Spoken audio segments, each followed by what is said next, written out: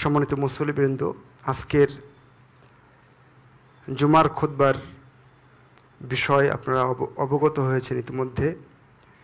মক্কা মদিনার ফজিলত এবং বিধিবিধান উল্লেখিত বিষয়ে সময়ের মধ্যেই আমরা অত্যন্ত সংক্ষিপ্ত আকারে কিছু কথা আজকে জেনে যাওয়ার চেষ্টা করব বিইজনিল্লাহি তাআলা। ওয়া মা তাওফীকি ইল্লা বিল্লাহ আলাইহি তাওয়াক্কালতু ওয়া ইলাইহি উনীব। কোনো প্রকার ভূমিকা ছাড়াই আমরা আলোচনায় চলে যাচ্ছি, কারণ আলোচনাটা একটু লম্বা, কিন্তু আমরা চেষ্টা করব যতটুক নেওয়া যায় খুতবার ভেতরে, অন্তত হেডলাইনগুলো হলেও আমরা নেওয়ার চেষ্টা করব ইনশাআল্লাহ। মক্কা আমরা জানি নিরাপদ শহর এবং ওহী নাজিলের মূল কেন্দ্রবিন্দু।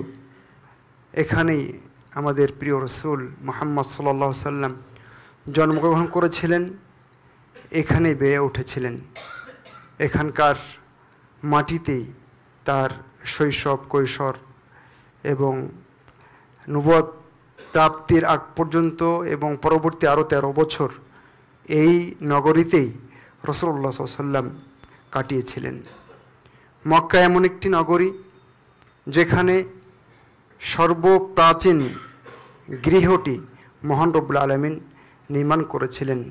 ইন্না আউওয়ালা বাইতিন উযিয়া লিন-নাসি লাল্লাযী বিবাক্কা মুবারাকা ওয়া হুদাল লিল আলামিন। এটি এমন একটি গ্রন্থ, এমন একটি বাড়ি মহান রব্বুল আলামিন যে বাড়িকে নিজের দিকে সম্বন্ধিত করেছেন এবং সেই বাড়িটি মক্কাতে অবস্থিত। তিনি বলেছেন আত-তাহির বাইতি লিত-তাইফিন। মহান রব্বুল আলামিন এই নগরীর কসম করেছেন পবিত্র কোরআনে। এটা এত মর্যাদাপূর্ণ, এত গুরুত্বপূর্ণ যে দুই জায়গায় এই নগরীর কসম করেছেন। লা উকসিমু বিহাযাল বালাদ ওয়া হাযাল বালাদিল আমিন। মক্কা এমন একটি শহর, এমন একটি জায়গা যার প্রতি মহান রব্বুল আলামিন মানুষের ভালোবাসা তৈরি করে দিয়েছেন, আকর্ষণ তৈরি করে দিয়েছেন। বারবার যাবেন কিন্তু মনের চাহিদা, মনের ক্ষুধা মিটবে না। এটা মহান রব্বুল আলামিনের অফুরন্ত নিয়ামতের একটি, এবং নবী ইব্রাহিম আলাইহিস সালামের দোয়ার ফসল। তিনি বলেছিলেন ফাজআল আফইদাতাম মিনান নাসি তাহউই ইলাইহি। মহান রব্বুল আলামিন এই কাবাকে মানব জাতির মিলন কেন্দ্র হিসেবে আখ্যায়িত করেছেন, তৈরি করে দিয়েছেন। ওয়াইদ জাআলনাল বাইতা মাসাবাতাল লিন-নাসি ওয়া আমনা ওয়া আযযিন ফিন-নাসি বিল হজ্জি ইয়াতুকা রিজালাও ওয়া আলা কুল্লি দামিরি ইয়াতিনা মিন কুল্লি ফাজ্জিন আমিক। সেজন্য প্রতি বছর, সব সময়, সব মৌসুমে সারা পৃথিবী থেকে সেখানে মানুষ যাচ্ছে এবং মানুষের আকাঙ্ক্ষা কখনো শেষ হচ্ছে না এখানে যাওয়ার। কাবা এবং মক্কা নগরী এমন একটি জায়গা যেখানে বাইতুল্লাহ অবস্থিত, আর যেখানে সালাত আদায় করলে রাসূলুল্লাহ সাল্লাল্লাহু আলাইহি সাল্লাম বলেছেন যে 1 লাখেরও বেশি নেকি হয়। তার মানে একটা সালাত আদায় করলে ওই সালাতটার নেকি মহান রব্বুল আলামিন 1 লাখেরও বেশি পরিমাণে দিয়ে থাকেন। সুবহানাল্লাহ। এটা পৃথিবীর অন্য কোনো মসজিদে হয় না, কেবলমাত্র বাইতুল্লাহ যেটি কাবাতে, যেটি মক্কাতে অবস্থিত। সম্মানিত উপস্থিতি, মহান রব্বুল আলামিন এই বাইতুল্লাহকে হারাম হিসাবে, হারাম নগরী হিসাবে তৈরি করে দিয়েছেন এবং সেইভাবেই এটাকে চিহ্নিত করে দিয়েছেন। কবে? যেদিন তিনি আসমান এবং জমিন সমূহ সৃষ্টি করেছিলেন, আসমান সমূহ সৃষ্টি করেছিলেন, সেই দিনই এই অঞ্চলটাকে তিনি হারাম অঞ্চল হিসেবে আখ্যায়িত করেছেন। আওয়ালাম নুমাক্কিল লাহুম হারামান আমিনান।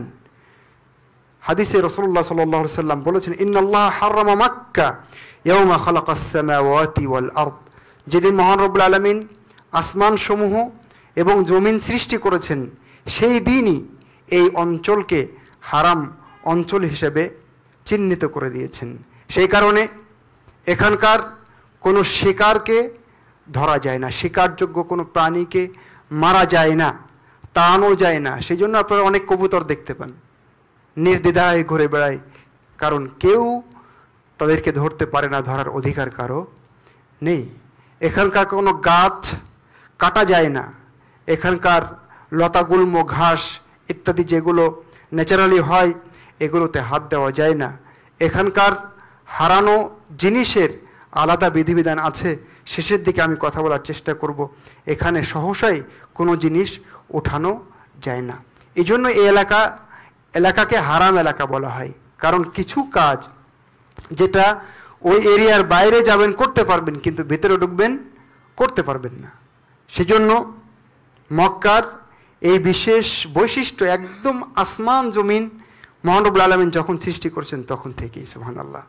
সম্মানিত উপস্থিতি, মক্কা এটা হলো উম্মুল কোরা, অর্থাৎ যত জনপদ আছে তার জননী। লিতুনজিরা উম্মুল কোরা ওমান হাওলাহা। মক্কা নগরী এমন একটি নগরী যেখানে রিজিক, যেখানে ফল ফলাদি ইত্যাদি সর্ব জায়গা থেকে আমদানি করা হয়, সেখানে চলে যায়। পৃথিবীর কোথাও এমন হয়তো বা ফল পাবেন না যেটা মক্কাতে গিয়ে ঠিকই আপনি পেয়ে যাবেন। কি মৌসুম কি অমৌসুম সব সময় এটা পেয়ে যাবেন। ইব্রাহিম আলাইহিস সালাম দোয়া করেছিলেন, অরযুক আহলাহু মিনাস সামারাতি মান আমানা মিনহুম বিল্লাহি ওয়াল ইয়াউমিল আখির। মহান রব্বুল আলামিন বলেছেন, আওয়ালাম নুমাক্কিল লাহুম হারামান আমিনান ইউজবা ইলাইহি সামারাতু কুল্লি শাই রিজকাম মিন লাদুন্না ওয়ালাকিন্না আকসারাহুম লা ইয়ালামুন। মক্কা কাবা এমন একটি গৃহ যেটিকে মহান রব্বুল আলামিন সারা পৃথিবীবাসীর জন্য কিবলা হিসাবে রেখে দিয়েছেন। সারা পৃথিবীর কোটি কোটি মানুষ এদিকেই, এটাকে কেন্দ্র করেই সালাত আদায় করে। এই বৈশিষ্ট্য আর কোনো এলাকার আর কোনো মসজিদের নেই। মহান রব্বুল আলামিন বলেছেন, ওমিন হাইসু খরাজতা ফাওয়াল্লি ওয়াজহাকা শাতরাল মসজিদিল হারাম। এটি এমন একটি গৃহ যেটি মক্কাতে অবস্থিত, এবং এই গৃহে প্রবেশ করলে একজন মানুষ নিরাপদ হয়ে যায়।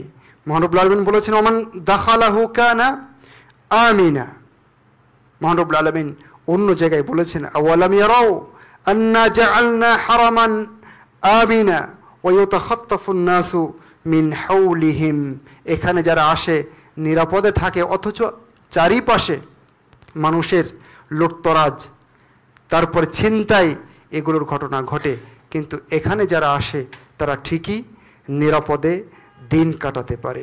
সম্মানিত উপস্থিতি, মক্কা এমন একটি প্লেস মহান রব্বুল আলামিন যেটা সম্মান এত করে দিয়েছেন যে পেশাবের সময়, পায়খানার সময় আমরা এর দিকে পেছন যেমন করতে পারি না, মুখ করেও বসতে পারি না। রাসূলুল্লাহ সাল্লাল্লাহু আলাইহি ওয়াসাল্লাম বলেছেন, ইযা আতাইতুম আল গায়েত ফালা তাস্তাকবিলুল কিবলা ওয়ালা তাস্তাদবিরুহা বিবাউলিন ওয়ালা গায়েত। মহান রব্বুল আলামিন অত্যন্ত গুরুত্বপূর্ণ একটি ইবাদত হজ এবং উমরাকে কেবলমাত্র মক্কাতে রেখে দিয়েছেন, যার ফ্লাইট এই বছরে গতকালকে শুরু হয়েছে। মহান রব্বুল আলামিন আমাদের হাজী সাহেব যারা গিয়েছেন, যাচ্ছেন, যাবেন, মহান রব্বুল আলামিন তাদের হজকে সুন্দরভাবে সহি সালামতে সহজে করার তৌফিক দান করুন এবং তাদের হজকে কবুল করুন। সম্মানিত উপস্থিতি, এই বৈশিষ্ট্য আর কোথাও নাই, যেটা মহান রব্বুল আলামিন কেবলমাত্র মক্কা নগরীর জন্য রেখে দিয়েছেন। এই ইবাদতটা, যে ইবাদত করলে মানুষ একেবারে সদ্য ভূমিষ্ঠ নবজাতকের যে অবস্থা, একদম পাপ পঙ্কিলতা মুক্ত হয়ে ফিরে আসতে পারে। রাসূলুল্লাহ সাল্লাল্লাহু আলাইহি ওয়াসাল্লাম বলেছেন, রাজাআ কায়াউমি ওয়ালাদাতহু উম্মু। ঠিক মা যেদিন জন্ম দিয়েছিল পৃথিবীতে, ঠিক সেই দিনের মতো হয়ে একজন হাজী সাহেব ফিরে আসেন। আর সেই ইবাদতটা মহান রব্বুল আলামিন মক্কাতে রেখে দিয়েছেন। সুবহানাল্লাহ। এটি এমন একটি নগরী যেটি মহান রব্বুল আলামিনের কাছে সবচেয়ে বেশি প্রিয় এবং সবচেয়ে দামি একটি নগরী। রাসূলুল্লাহ সাল্লাল্লাহু আলাইহি সাল্লাম যখন হিজরত করে আসছেন মক্কা থেকে, তখন বারবার মক্কার দিকে তাকিয়ে তিনি কষ্ট পাচ্ছেন আর বলছেন, আল্লাহি ইন্নাকি লা খায়রু আরদিল্লাহ ওয়া হাব্বু আরদিল্লাহি ইলাল্লাহ, আল্লাহর কসম তুমি দুনিয়াতে সবচেয়ে উত্তম জায়গা এবং মহান রব্বুল আলামিনের কাছে সবচেয়ে প্রিয় জায়গা, ভালোবাসার জায়গা। যদি তোমার কওম আমাকে বের করে না দিত তাহলে আমি এখান থেকে বের হতাম না।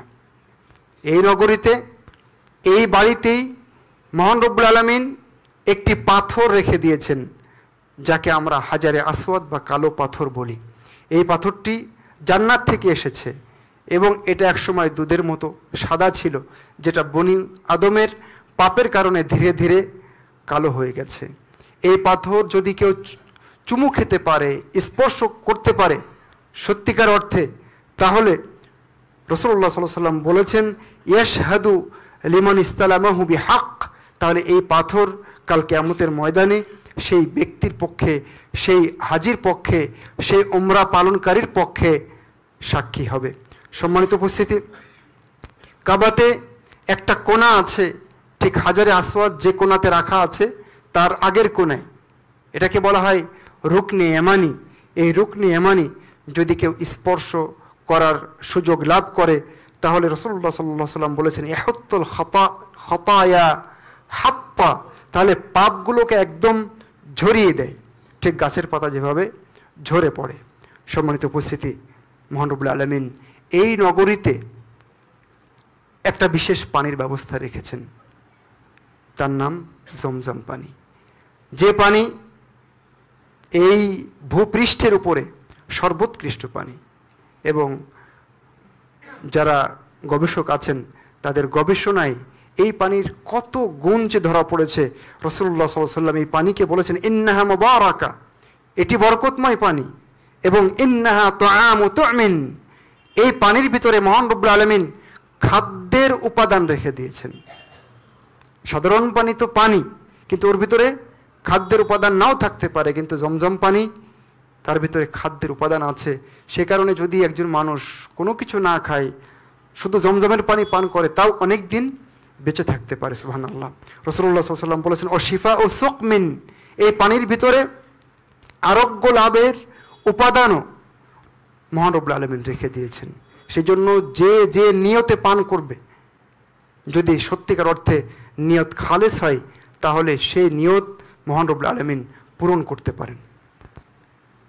সেজন্য একজন হাজী সাহেব মক্কা থেকে যত হাদিয়া নিয়ে আসেন, এর ভিতরে সর্বোৎকৃষ্ট হাদিয়া হচ্ছে এই জমজম পানি। সেজন্য এটাই নিয়ে আসা উচিত বেশি করে, এবং এটাই মানুষকে বেশি করে দেওয়া উচিত অন্যান্য হাদিয়ার চেয়ে। সম্মানিত উপস্থিতি, এবার আমরা একটু মদিনার দিকে চোখ ফেরাতে চাই। মদিনা রাসূলুল্লাহ সাল্লাল্লাহু আলাইহি সাল্লামের হিজরত ভূমি। যখন কোথাও ঠাঁই হচ্ছিল না, মক্কার কুরাইশরা যখন অত্যাচারের স্টিম রোলার চালাচ্ছিল, ঈমান নিয়ে, আকীদা নিয়ে, আমল নিয়ে মক্কায় যখন থাকা কঠিন হচ্ছিল, তখন রাসূলুল্লাহ সাল্লাল্লাহু আলাইহি সাল্লাম সাহাবায়ে কিরামকে নিয়ে মদিনাতেই এসেছিলেন। রাসূলুল্লাহ সাল্লাল্লাহু আলাইহি সাল্লাম বলেছেন, ইন্নাল্লাহা সাম্মাল মদিনাতা তাবা, সহিহ মুসলিমের হাদিস, যে মহান রব্বুল আলামিন মদিনার নাম দিয়েছেন তাবা। আর রাসূলুল্লাহ সাল্লাল্লাহু আলাইহি সাল্লাম বলেছেন, হাযিহি তাইবা, হাযিহি তাইবা, হাযিহি তাইবা, অর্থাৎ এই নগরী, এটা হলো তাইবা। তাবা এবং তাইবা, হাফিজ ইবনে হাজার আসকালানী রাহিমাহুল্লাহ তিনি বলেছেন দুটোর অর্থই উৎকৃষ্ট। তার মানে এই জায়গা মদিনা, এটা হলো অত্যন্ত উৎকৃষ্ট একটি শহর।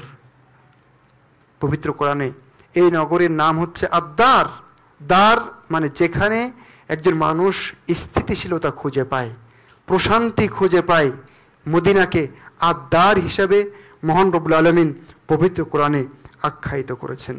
মদিনা ঈমানের আশ্রয়স্থল এবং ঈমানের পুনরায় ফিরে যাওয়ার স্থান।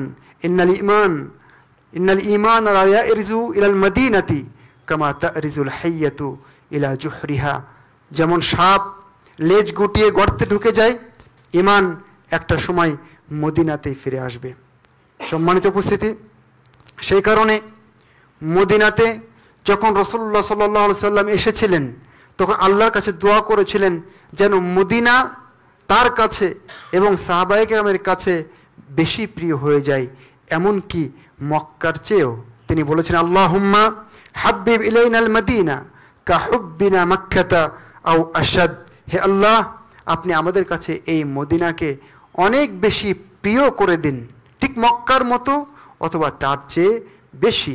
সেই কারণে মদিনাকে রাসূলুল্লাহ সাল্লাল্লাহু আলাইহি সাল্লাম অনেক বেশি ভালোবাসতেন। শুধু মদিনা না, মদিনার একটি পাহাড়, উহুদ পাহাড়, এই সম্পর্কে রাসূলুল্লাহ সাল্লাল্লাহু আলাইহি সাল্লাম বলেছেন, হাযা জাবাল ইউহিব্বুনা ওয়া নুহিব্বুহু। জানো, এটা এমন একটা পাহাড় যে আমাদেরকে ভালোবাসে আর আমরাও তাকে ভালোবাসি। সুবহানাল্লাহ। মদিনা এমন একটি জায়গা যেটি পৃথিবীর দ্বিতীয় হারাম এরিয়া। হারাম এরিয়া মক্কা এবং মদিনা, এর বাইরে আর নাই। কেউ কেউ বলে আল মসজিদ আল আকসা, ওখানেও হারাম এরিয়া আছে, কিন্তু এটা আসলে ভুল কথা। এটা মক্কাতেই আছে এবং দ্বিতীয় জায়গা হচ্ছে মদিনা। রাসূলুল্লাহ সাল্লাল্লাহু আলাইহি সাল্লাম বলেছেন, ইব্রাহিম আলাইহিস সালাম মক্কাকে হারাম এরিয়া হিসাবে ঘোষণা দিয়েছিলেন, আর আমি মদিনার বিশেষ অঞ্চলটাকে হারাম এরিয়া হিসাবে ঘোষণা দিচ্ছি। সম্মানিত উপস্থিতি, মদিনাতে রয়েছে রাসূলুল্লাহ সাল্লাল্লাহু আলাইহি সাল্লামের বিশেষ মসজিদ আল মসজিদ আন নববী, যেখানে সালাত আদায় করলে 1000 গুণেরও বেশি নেকি পাওয়া যায়। এক ওয়াক্ত সালাত আদায় করলে আপনি 1000 গুণেরও বেশি নেকি পেয়ে যাবেন যদি এখানে নিয়মিত সালাত আদায় করতে পারেন। এই মদিনাতে, এই মসজিদে নববীতে একটা জায়গা আছে যে জায়গার নাম হচ্ছে আর রওদা। আল্লাহ রাসূল বলেছেন, মা বাইনা বাইতি ওয়া মিম্বারি রাওদাতুম মিন রিয়াদিল জান্নাহ। আমার বাড়ি এবং আমার খুতবার মেম্বার এর মাঝখানে যে জায়গাটা, এই জায়গার হলো জান্নাতের একটা বাগান। সুবহানাল্লাহ। দুনিয়াতে জান্নাতের বাগান শুধু মদিনাতেই আছে, সেটা হলো মসজিদে নববীতে, আর কোথাও নাই।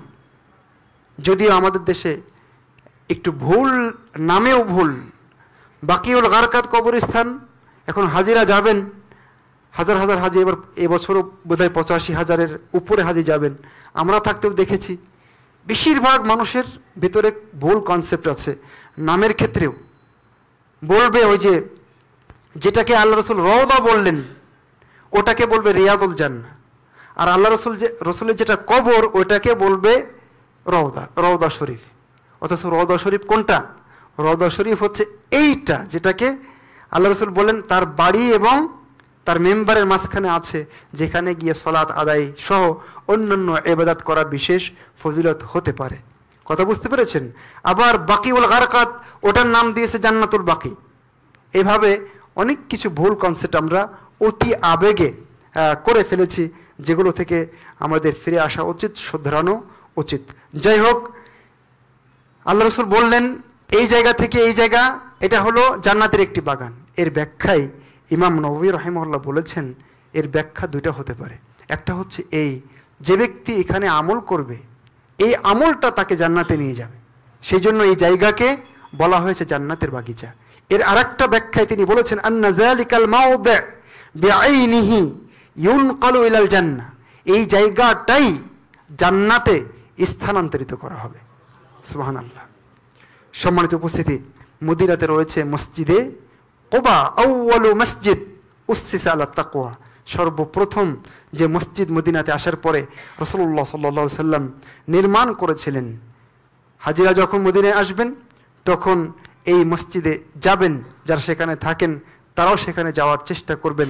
রাসূলুল্লাহ সাল্লাল্লাহু আলাইহি সাল্লাম বলেছেন, যে ব্যক্তি এখানে এসে 2 রাকাত সালাত আদায় করবে কানা কা আদলি উমরা, তিনি একটি পূর্ণ উমরার নেকি পেয়ে যাবেন। সেজন্য রাসূলুল্লাহ সাল্লাল্লাহু আলাইহি সাল্লাম প্রতি সপ্তাহে এখানে আসতেন, কখনো পায়ে হেঁটে আসতেন, কখনো উট বা ঘোড়ায় চড়ে আসতেন এবং নিয়মিত সালাত আদায় রাসূলুল্লাহ সাল্লাল্লাহু আলাইহি ওয়াসাল্লাম এখানে করার চেষ্টা করতেন। মদিনা এমন একটি নগরী যার খাদ্য খাবার, দাড়িপাল্লা, মাপ সব কিছুতে মহান রব্বুল আলামিন বরকত দিয়ে দিয়েছেন। যারা সেখানে লম্বা সময় ধরে থাকে তারা এই বরকতটা একদম হাতে নাতে বুঝতে পারে। রাসূলুল্লাহ সাল্লাল্লাহু আলাইহি ওয়াসাল্লাম মদিনাবাসীর জন্য দোয়া করেছেন, আল্লাহুম্মা বারিক লানা ফি সামারিনা ওয়া বারিক লানা ফি মদিনাতিনা ওয়া বারিক লানা ফি সাইনা ওয়া বারিক লানা ফি মুদ্দিনা। আল্লাহ আমাদের সা, আমাদের মুদ, আমাদের ফল, আমাদের সব কিছুতে রিজিকে তুমি বরকত দিয়ে দাও। রাসূলুল্লাহ সাল্লাল্লাহু আলাইহি ওয়াসাল্লাম সহিহ মুসলিমের আরেকটি বিবরণ, সেখানে বলেছেন যে বিমিসলাই মা দাআ বিহি ইব্রাহিম লি আহলি মক্কা। আল্লাহ, আমি মদিনাবাসীর জন্য বরকতের দোয়া করছি। ইব্রাহিম আলাইহিস সালাম মক্কাবাসীর জন্য বরকতের দোয়া করেছেন, তার দ্বিগুণ দোয়া, দ্বিগুণ বরকতের দোয়া আমি মদিনাবাসীর জন্য করছি। তাহলে দেখেন মদিনার সেই বরকতটা কিন্তু আমরা যারা সেখানে থাকি, যাই হজ করতে, ওমরা করতে, পড়াশোনা করতে, তারা কিন্তু সেই বিষয়গুলো আমরা ধরতে পারি। সেজন্য মদিনাতে থাকার ব্যাপারে, সেখানে মৃত্যুবরণের ব্যাপারেও রাসূলুল্লাহ সাল্লাল্লাহু আলাইহি ওয়াসাল্লাম মানুষকে উৎসাহিত করেছেন। যখন ইয়েমেন বিজিত হয়ে গেল, শাম বিজিত হয়ে গেল, ইরাক বিজিত হয়ে গেল, মুসলিমদের অধীনে চলে আসলো, তখন কিছু মানুষ মদিনা ছেড়ে সেখানে যাওয়ার চেষ্টা করলো। তখন আল্লাহ রসুল বললেন, ওয়াল মাদিনাতু খায়রুল লাহুম লাউ কানু ইয়ালামুন। মদিনা তাদের জন্য অনেক বেশি কল্যাণকর যদি তারা বুঝতো। সম্মানিত উপস্থিতি, রাসূলুল্লাহ সাল্লাল্লাহু আলাইহি ওয়াসাল্লাম বলেছেন, যে ব্যক্তি পারে মদিনায় মারা যেতে, সে যেন মদিনায় মারা যাওয়ার চেষ্টা করে, কারণ মদিনায় মারা গেলে আমি তার জন্য সুপারিশ করব। সুবহানাল্লাহ। মদিনায় মরে যাওয়ার চেষ্টা করা মানে কেউ কেউ ভাবতে পারে যে আত্মহত্যা করবে, নাউযুবিল্লাহ। না, এরকম না। ওখানে থাকতে থাকতে থাকতে থাকতে নর্মাল যে মৃত্যু, এটা যদি কারো হয় তাহলে তার জন্য, তিনি মুমিন হলে তার জন্য এই বৈশিষ্ট্য যে রাসূলুল্লাহ সাল্লাল্লাহু আলাইহি ওয়াসাল্লাম তার জন্য বিশেষ সুপারিশ করবেন। রাসূলুল্লাহ সাল্লাল্লাহু আলাইহি ওয়াসাল্লাম আরেকটা হাদিসে বলেছেন, যারা মদিনায় থাকবে, মদিনার কোনো দুঃখ কষ্ট সহ্য করবে, তাহলে ইল্লা কুনতু লাহু শাহীদান, কাল কিয়ামতের ময়দানে আমি তার পক্ষে সাক্ষী হব।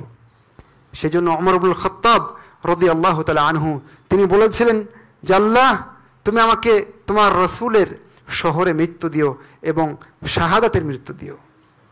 তখন হয়তো অনেকে বুঝতে পারেনি যে কিভাবে মদিনাতে মারা যাবেন আবার শহীদও হবেন, এটা কিভাবে?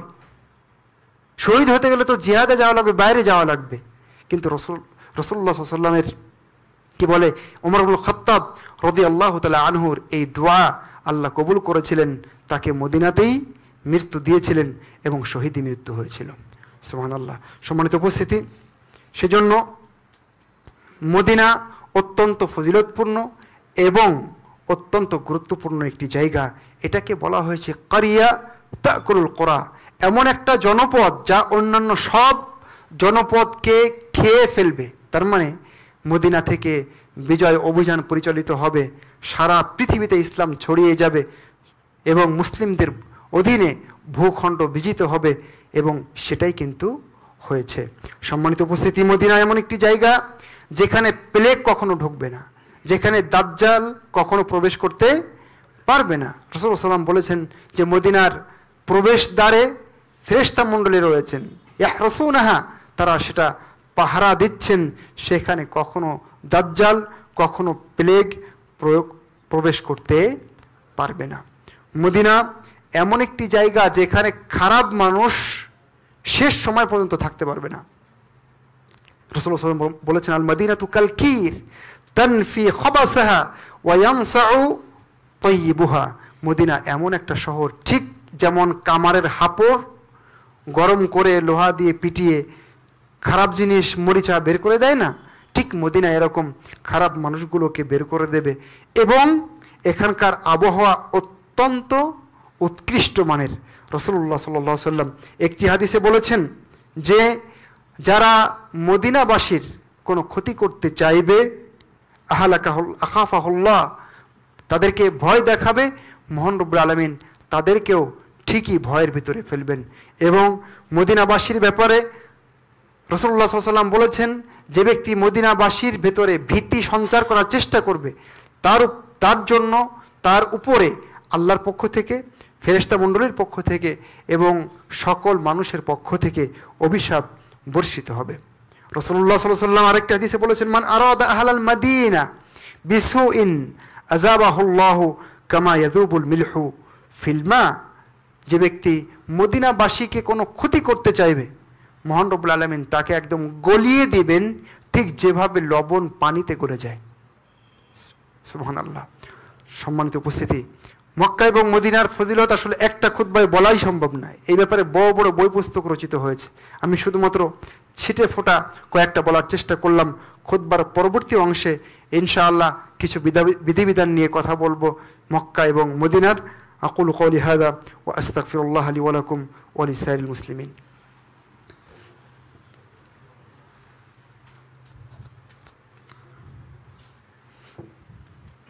ইন্নাল হামদুলিল্লাহ আলা ইহসানি ওয়া শুকরু লাহু আলা তাওফীকিহি ওয়া ইমতিনানি ওয়া আশহাদু আন লা ইলাহা ইল্লাল্লাহ ওয়াহদাহু লা শারীকা লাহু তা'যীমান লিশানিহি ওয়া আশহাদু আন্না নাবিয়্যানা মুহাম্মাদান আবদুহু ওয়া রাসূলুহু দাঈয়ান ইলা রিদওয়ানিহি ওয়া আলা আলিহি ওয়া আসহাবিহি ওয়া ইখওয়ানিহি। আম্মা বা'দ। মদিনাতে যারা আমরা যাচ্ছি হজ করতে, উমরা করতে গিয়েছি, থাকি, তাদের জন্য এবং মক্কাতে যারা আছি তাদের জন্য কয়েকটি গুরুত্বপূর্ণ বিষয়। প্রথম কমন কয়েকটি বিষয় বলবো, যে বিষয়গুলো মসজিদে নববী, বাইতুল্লাহ, মসজিদে হারাম, দুই মসজিদের জন্যই প্রযোজ্য, এমনকি আপনাদের এই মসজিদের জন্যও প্রযোজ্য, অর্থাৎ সব মসজিদের জন্য প্রযোজ্য।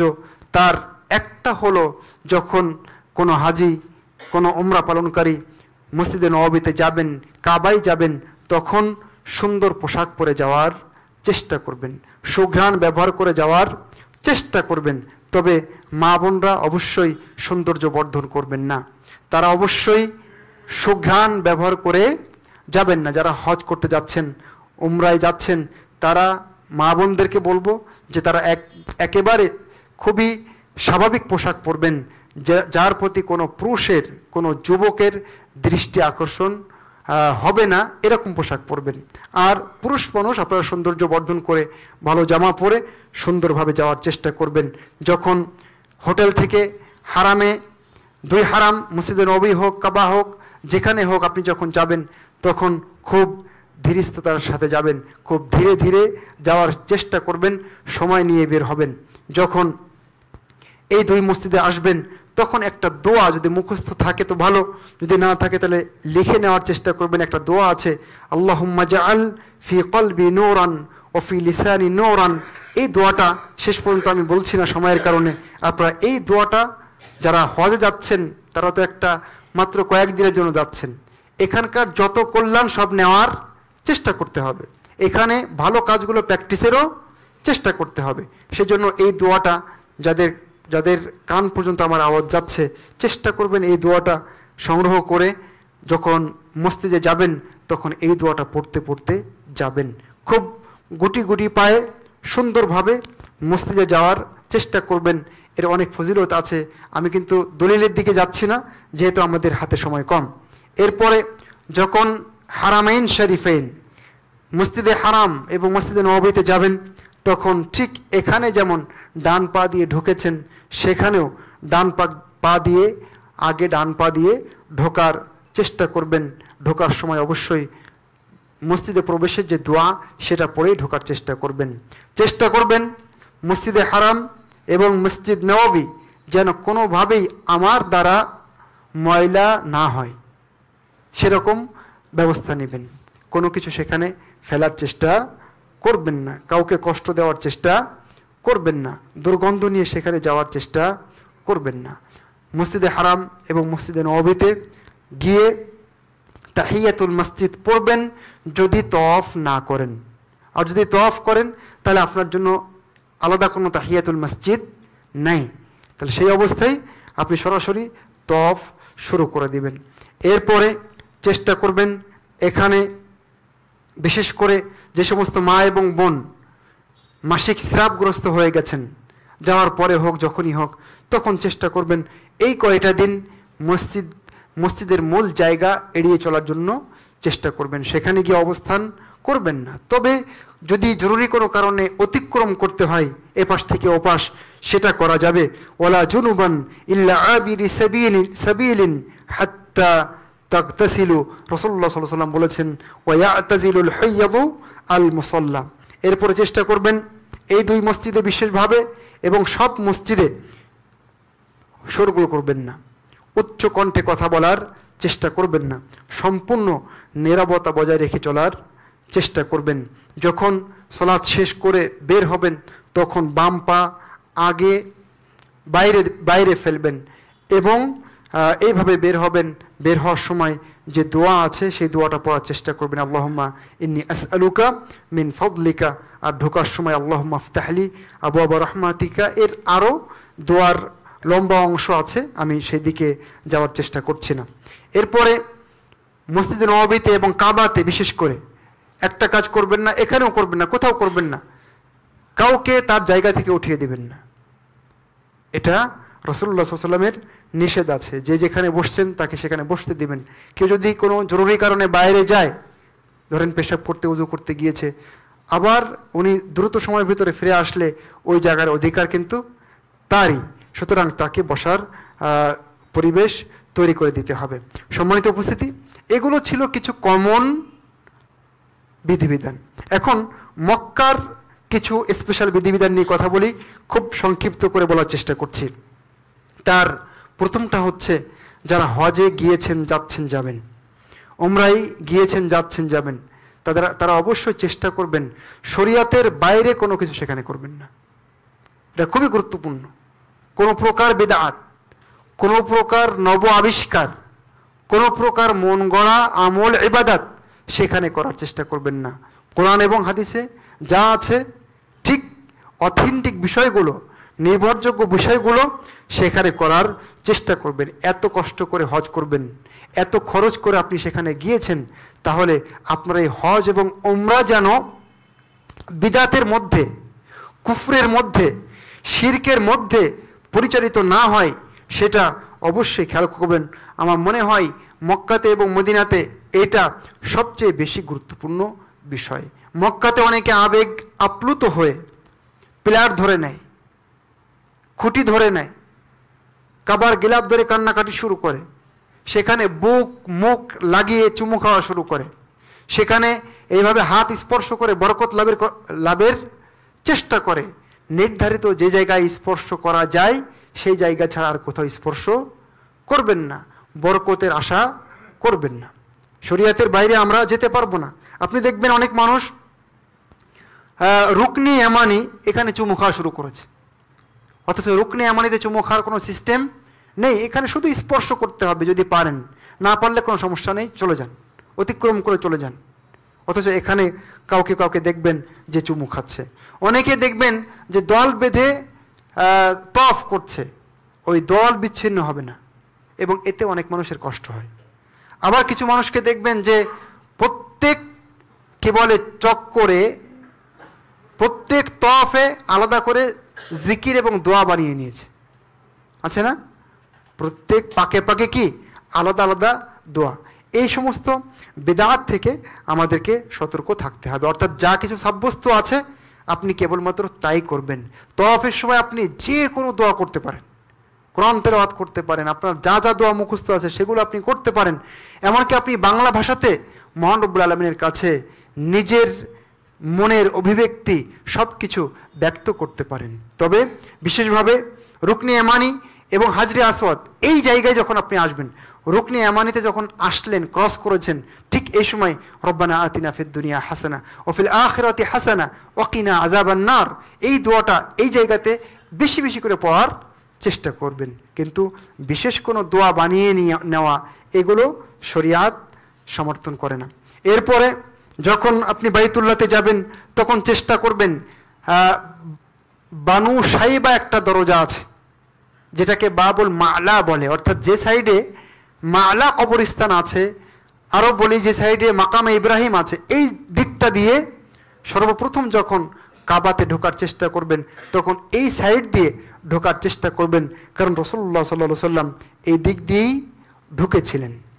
অন্য দিক দিয়ে ঢুকলে হয়ে যাবে, কিন্তু এদিক দিয়ে ঢুকলে এটা বেশি সুন্নাহ হবে এবং আল্লাহ রসুলের অনুসরণ হবে। এরপর চেষ্টা করবেন, মক্কায় গিয়েছেন, মদিনায় গিয়েছেন, ঘোরাফেরা করে শপিং মল, তারপরে পর্যটন কেন্দ্র, এখানে সেখানে ঘোরাফেরা না করে সময়টাকে বেশি করে কাজে লাগাবার চেষ্টা করতে হবে। এখানে বেশি বেশি করে সালাত আদায়ের চেষ্টা করতে হবে। এক কি বলে রাকাত যদি সালাত আদায় করেন, তাহলে 1,00,000 গুণেরও বেশি রাকাত যেন আপনি সালাত আদায় করলেন। সুবহানাল্লাহ। সুতরাং এই কয়টা দিন আপনি কোনোভাবেই নষ্ট করবেন না। এরপরে ভিড়, যেখানে যেখানে ভিড় হয় সেই জায়গাগুলো এড়িয়ে চলার চেষ্টা করবেন, বিশেষ করে তওয়াফের জায়গায়, সাইর জায়গায়, কাবার দরজা দিয়ে প্রবেশের সময়, বের হওয়ার সময় এই ভিড়ের এরিয়াগুলো আপনি এড়িয়ে চলার চেষ্টা করবেন। বিশেষ করে যদি আপনার বেশি শক্তি থাকে তাহলে কোনো দুর্বলকে কষ্ট দেওয়ার চেষ্টা করবেন না। আর একটা কাজ করতে হবে কাবাতে, সেটা হলো তওয়াফের সময়, সাইর সময় দৃষ্টিকে নত রাখতে হবে। কারণ এখানে নারী পুরুষ সবাই একসাথে তওয়াফ করছে, একসাথে সাই করছে। এত খরচ করে গিয়েছেন, পরিশ্রম করে হজ উমরা করছেন, যেন এই দৃষ্টির কারণে আপনার হজ উমরা নষ্ট না হয়ে যায়, ত্রুটিপূর্ণ না হয়ে যায়। সেজন্য আপ্রাণ চেষ্টা করতে হবে। সেজন্য দৃষ্টি নিচের দিকে রেখেই তওয়াফ এবং সাই এবং মক্কার অন্যান্য কাজ করার চেষ্টা করতে হবে। নারী পুরুষ একাকার হয়ে যাওয়ার যে জায়গাগুলো আছে, চেষ্টা করবেন সেই জায়গাগুলো আপনি এড়িয়ে চলবেন। যেখানে নারী আছে সেখান থেকে দূরে থাকার চেষ্টা করবেন। এরপরে প্রিয় ভাইরা আমার, হাজারে আসওয়াদে যখন আসবেন তখন চুমু খেতে পারলে খাবেন, না হলে হাত দিয়ে হাতে চুমু খাবেন, না হলে হাতে কিছু থাকলে মিসওয়াক বা কোনো লাঠি যদি থাকে স্পর্শ করে তাতে চুমু খাবেন। যদি তাও না পারেন তাহলে দূর দিয়ে যে দিক দিয়ে আপনি যাচ্ছেন সেদিক দিয়ে যাবেন, হাত ইশারা করবেন, তখন চুমু খাবেন না। বিসমিল্লাহ আল্লাহু আকবার বলবেন এবং কোনো চুমু খাবেন না। এরপরে আমি বললাম রুকনে ইয়ামানি এবং হাজরে আসওয়াদ, এর মাঝখানে রব্বানা আতিনা ফিদ দুনিয়া হাসানা ওয়া ফিল আখিরাতি হাসানা ওয়া কিনা আযাবান নার, এইটা পড়ার চেষ্টা করবেন। তওয়াফ যখন শেষ হয়ে যাবে তখন মাকামে ইব্রাহিমের পেছনে 2 রাকাত সালাত আদায়ের চেষ্টা করবেন। প্রথম রাকাতে কুল ইয়া আইয়ুহাল কাফিরুন এবং দ্বিতীয় রাকাতে কুল হুয়াল্লাহু আহাদ পড়ার চেষ্টা করবেন। অন্য সূরা পড়লেও হয়ে যাবে। মাকামে ইব্রাহিমের পেছনে সুযোগ না পেলে মসজিদে হারামের যে কোনো জায়গায় পড়লে এই সালাত হয়ে যাবে, কোনো সমস্যা নেই। এরপরে সাফায় যাবেন, সাফায় গিয়ে সেখানে যা করণীয় সেটা করার চেষ্টা করবেন। আর সবশেষে আমি যেহেতু হজের নিয়ম বলছি না, উমরার নিয়ম বলছি না, শুধুমাত্র কিছু বিধিবিধানের প্রতি ইঙ্গিত দিচ্ছি, সেজন্য আমি এই পয়েন্ট বলে শেষ করছি। সেটা হচ্ছে এই যে যারা আমরা মক্কাতে মদিনাতে যাচ্ছি, যাব, থাকব, তারা অবশ্যই সৌদি সরকার 2 হারামের জন্য যে বিধিবিধান দিয়েছেন, যে নিয়ম কানুন বানিয়েছেন, সেগুলো আমরা ফলো করার চেষ্টা করব। তাহলে দেখবেন যে হজ আদায়, তওয়াফ সব কিছু সহজ হয়ে যাবে। যদি আমরা নিয়ম না মানি, সেখানকার রুলসগুলো না মানি, তাহলে কিন্তু আমাদের জন্যই বিষয়গুলো কঠিন হয়ে যায়। অনেক সময় আপনাকে নিষেধ করছে যে খাবার নিয়ে ঢোকা যাবে না, আর আপনি পেয়াপিড়ি করছেন খাবার নিয়ে ঢুকবেন। এতে সব কিছুই কিন্তু ভালোভাবে চলে না, বদনাম তো হয়, সাথে সাথে নিয়ম না মানলে কি হয়, জায়গা নোংরা হয়, পরিবেশ নষ্ট হয়, সব কিছু খারাপ হয়। সেজন্য সেখানকার দেওয়া নিয়মগুলো আপনারা মেনে চলার চেষ্টা করবেন। এরপরে মদিনার 2-1টা বিধিবিধান বলি। তার প্রথমটা হচ্ছে 2টা বিশ্বাস আমাদেরকে ঠিক করতে হবে প্রথমে। সেটা হলো এই যে হজ এবং উমরার সাথে মদিনার কোনো সম্পর্ক নাই। যদি কেউ হজ করে মক্কা থেকে ফিরে আসে, মদিনায় না যায়, তাহলে পূর্ণ হজ হয়ে যাবে ইনশাল্লাহ, যদি সব কিছু ঠিক থাকে। তার মানে মদিনার সাথে হজ উমরার কোনো সম্পর্ক নাই। অনেকে বিশ্বাস করে যে এখানে 40 ওয়াক্ত সালাত পড়াই লাগবে, এগুলো ভুল বিশ্বাস। 40 ওয়াক্ত কেন, আপনার সুযোগ হলে আরও বেশি পড়েন, কোনো সমস্যা তো নাই। কিন্তু এই বিশ্বাস রাখা যাবে না যে সেখানে যাওয়াই লাগবে আর 40 ওয়াক্ত পড়াই লাগবে, যেভাবে হোক। তবে যেহেতু মক্কায় গিয়েছেন, সৌদি আরবে ঢুকেছেন, সেজন্য মসজিদে নববী জিয়ারত করা বাঞ্ছনীয়, করার সুযোগ থাকলে করা ভালো। সেই হিসাবে আমরা হাজিরা সেখানে যাই। তবে মদিনায় যাওয়ার জন্য দ্বিতীয় যে পয়েন্ট, সেটা হচ্ছে আপনার নিয়তকে খালেস করতে হবে। আপনি মদিনায় কেন যাচ্ছেন? অনেকে বলে যে যাই মদিনায় রসুলের রওজায় একটু সালাম দিয়ে আসি, এরকম ভাষা ব্যবহার করে। সালাম দেওয়ার জন্য আপনার মদিনায় যেতে কে বলেছে? এখানে দেন না, পৌঁছে যাবে। আল্লাহর ফেরেশতা মণ্ডলী নিযুক্ত আছে না? আছে।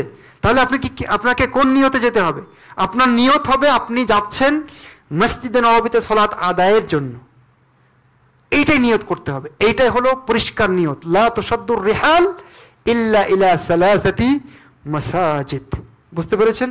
এই দুইটা বিষয় অবশ্যই আপনারা খেয়াল রাখার চেষ্টা করবেন।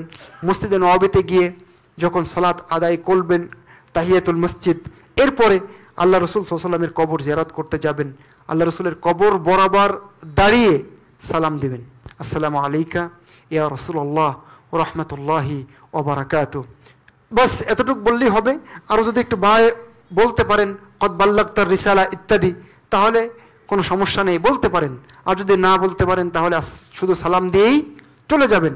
এখানে এইভাবে হাত বেঁধে মাথা নিচু করা, এটা আল্লাহর জন্যই মানাই, অন্য কারোর জন্য নয়। সুতরাং এখানে এরকম কোনো বিনয়ী ভাব দেখাবেন না। তবে হ্যাঁ, এখানে উচ্চ কণ্ঠে কথা বলবেন না। আল্লাহ রসুলের জীবদ্দশাতে যেমন তার সামনে উচ্চ কণ্ঠে কথা বলা যায় না, তার মৃত্যুর পরেও তার সেখানে গিয়ে কবরের আশেপাশে গিয়ে উচ্চ কণ্ঠে কথা বলা যায় না। সতর্ক করবেন না। তবে এমন বিনয়ী ভাব দেখাবেন না যা আমরা কেবলমাত্র আল্লাহর জন্য দেখাই। এবং কেউ রাসূলুল্লাহ সাল্লাল্লাহু আলাইহি ওয়াসাল্লামের কবর জিয়ারতের সময় এটাকে দোয়ার জায়গা হিসেবে মনে করবেন না। আর আরও দূরে গিয়ে অনেকে দেখবেন যে আল্লাহ রসুলের কবর যেখানে আছে, যে কি বলে প্রাচীর দেওয়া আছে, এটা অনেকে ধরার চেষ্টা করে, ছোঁয়ার চেষ্টা করে। এগুলো বিদাতি কাজ করবেন না। এখানে গিয়ে হাজী সাহেবরা চেষ্টা করবেন যে কোনোভাবেই যেন আল্লাহ রসুলের কাছে কিছু না চান, তাহলে শিরিক হয়ে যাবে, আপনার সব আমল বরবাদ হয়ে যাবে, যেটা আমি আগেই সতর্ক করেছি। এরপরে আল্লাহ রসুলের কবর জিয়ারতের পরে আবু বকর রাদিয়াল্লাহু আনহুর কবর জিয়ারত করবেন। এরপরে ওমর রাদিয়াল্লাহু তাআলা আনহুর কবর জিয়ারত করবেন, এবং সেখানেও শুধুমাত্র সালাম দিয়ে বের হয়ে যাবেন। কাউকে কাউকে দেখবেন যে আল্লাহ রসুলের কবর জিয়ারতের পরে একদম পেছন ফিরে বের হচ্ছে, ঠিক যেমন অনেক মাজারে বের হয়, খানকায়, এরকম। আমি ওখানে বেশ অনেক দিন দায়িত্ব পালন করেছিলাম ছাত্র থাকা অবস্থায়, তো এরকম বহু দেখেছি। কিছু মানুষ দেখবেন ওই দূরে সবুজ পাগড়ি পরা আছে আর ধ্যান করছে। এগুলো সবই শরিয়াত পরিপন্থী কাজ। এগুলো থেকে আমাদেরকে সতর্ক থাকতে হবে। সম্মানিত উপস্থিতি, যাই হোক, আমাদের সময় একেবারে শেষ হয়ে গেছে। বেশ কিছু বিষয় আরও ছিল, আমি বলতে পারলাম না। তো যাই হোক, মদিনাতে গিয়ে বেশি ঘোরাঘুরি করবেন না, কোবাতে যাওয়ার চেষ্টা করবেন, বাকিউল গারকাত জিয়ারত করবেন, সোহাদায়ে উহুদ জিয়ারত করবেন, কিন্তু খামাখা বিভিন্ন ঐতিহাসিক জায়গা এখানে সেখানে ঘুরে সময় নষ্ট করবেন না। বরং চেষ্টা করবেন মসজিদে নববীতে সালাত আদায়ের।